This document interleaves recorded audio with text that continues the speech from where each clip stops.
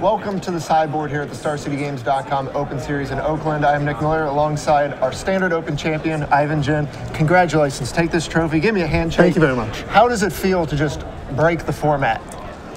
I'm excited because the last thing I like to see is a bunch of abs and decks playing against each other. And this at least makes people think that about more than just that matchup, that there's a possibility of a combo deck. And that's what my deck kind of does in addition to just being aggro. Right, we've seen, you know, the Ascendancy combo deck at the Pro Tour. Li Shijian with the Umbrella Revolution version.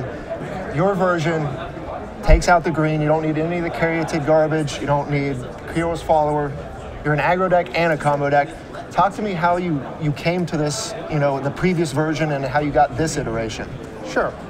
In my previous version, I used to play blue-white heroics back in the previous block, so once they printed Defiant Strike, I knew that I wanted to play a deck full of cantrips. Yep. And with the Ascendancy out there, I wanted to play it. Although on Friday, I went 0-3 with my version because I lost to decks like Abzan, so I said to myself, all right, I need cards that beats Abzan. And the best cards that do that were mono red decks. Okay. And so it finally clicked on me that, you know what, Crusaders, since I have as many cantrips as red does, works. And it was only even later that I realized that the triggers for the Ascendancy can be ordered so that the tokens all get bonuses, in which case you end up with degenerate situations. Right. We get to see you making multiple tokens, the +1s all coming into effect, you're triggering the Ascendancy a couple of times, and just a plethora of tokens that are getting bigger each time.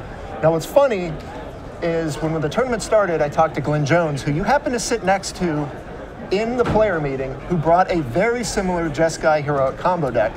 And we even did a deck tech with him, and then round 6 or 7, I see you playing a very similar deck. Did you guys know you're on the same page? Did you discuss anything? Like, no, yes, all I knew was I looked to my left, he's saying, he was kind of saying something about he had an interesting deck. I saw Jeskai colors, I saw the drum, and I saw, oh, it looks like a combo deck. And then I saw his version, which had Taigam Scheming and the True Cruises, which is what I used to play, like Taigam Scheming, and I took it all out on Friday night.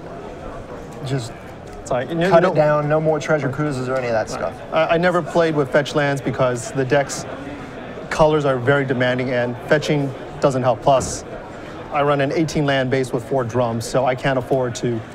I already don't draw many lands, and when I hit the Ascendancy, I filter most of it anyway. Right.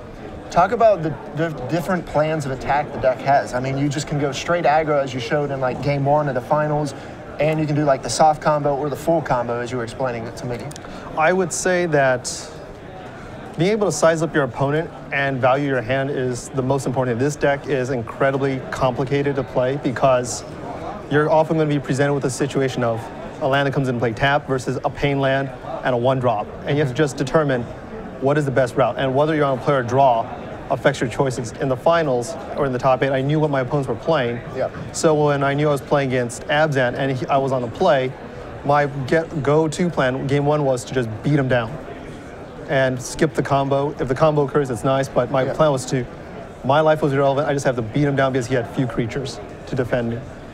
So you sided in on the play, your aggressive package, the extra Seekers and stuff like that? That was in game 3. The only things I brought in were negates and Ajani's Presence because he had a lot of removal. And negate was what blew out the game. A very timely negate to stop the end hostilities and just take over the game.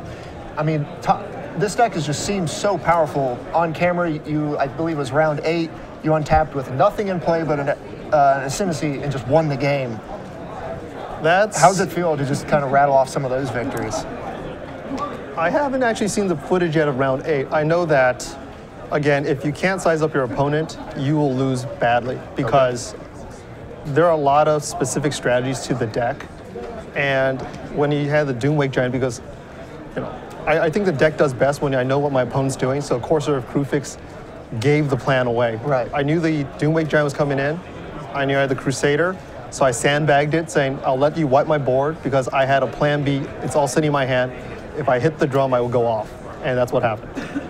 Well, it was a great weekend Like when we went into this tournament, we didn't realize we'd see anything new, and to just see a new deck just take Standard by storm was great. Again, congratulations on your victory. Thank you very much. I'm going to send it over to Patrick and Cedric one last time in the Standard Open.